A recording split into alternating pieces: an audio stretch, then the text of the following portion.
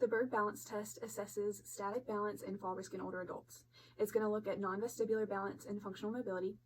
There are 14 stages, so some of the stages are going to be more looking at dynamic balance, and then others are going to look more at static.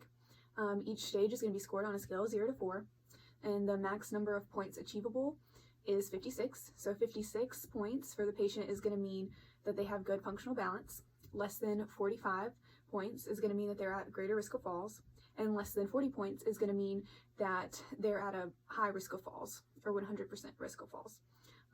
During these 14 stages for this test, patients are not allowed to use assistive devices, and the physical therapist should instruct the patient on how to perform each stage, and they should demonstrate the activity that they would like the patient to do, and they should guard the patient while they're performing the activity. Up and try not to use your hands for support, okay? When you're ready.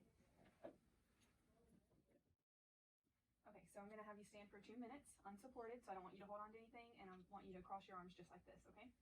All right, so go ahead and cross your arms, and I'll start the timer.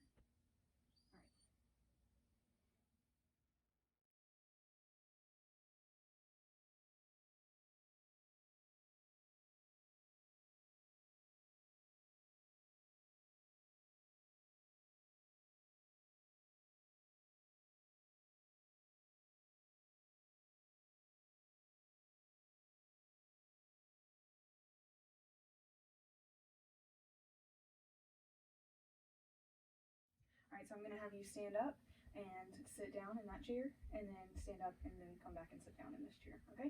Okay. All right, so go ahead. One chair should have armrests, the other should not.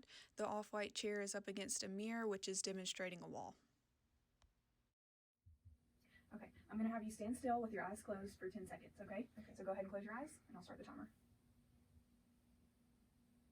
All right, good. Okay, go ahead and put your feet together. I'm going to have you stand and see how long you can hold it for, okay? Okay, all right, and go.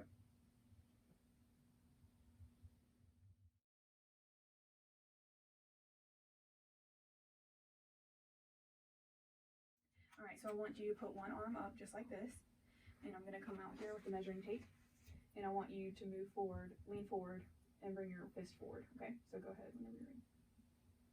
All right, good. So I'm going to have you bend down and pick up the shoe, okay? So Okay. Whenever you're ready, go ahead. All right, good. Thanks.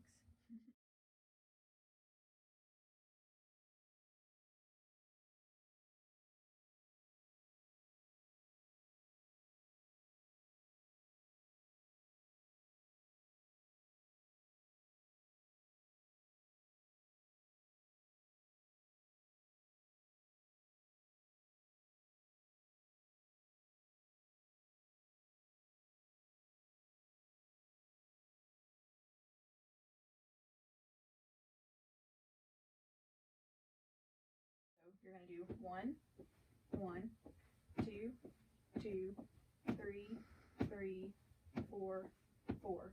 Okay? And I'm going to time you, and we're going to do that in 20 seconds and see how many you can do. Okay? Okay. All right, so go ahead when you're ready.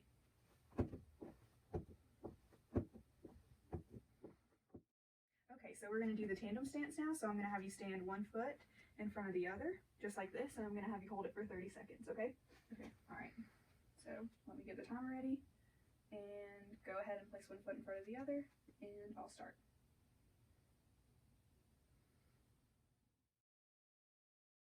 Go ahead and cut the video.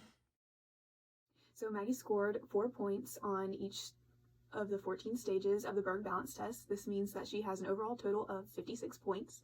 She has good functional balance and is not at risk for falls.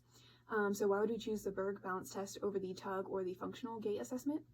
Well, the tug and the functional gait assessment are looking at balance and postural stability during walking, and they're going to be looking at the vestibular system, whereas the Berg balance test is a much longer test, and it's going to be looking at it's going to be not looking at the vestibular system. It's looking at balance, functional mobility, and static balance and fall risk. So it's going to be more specific. It's going to have more detail. It's going to be lengthier and give us a better assessment of the patient overall.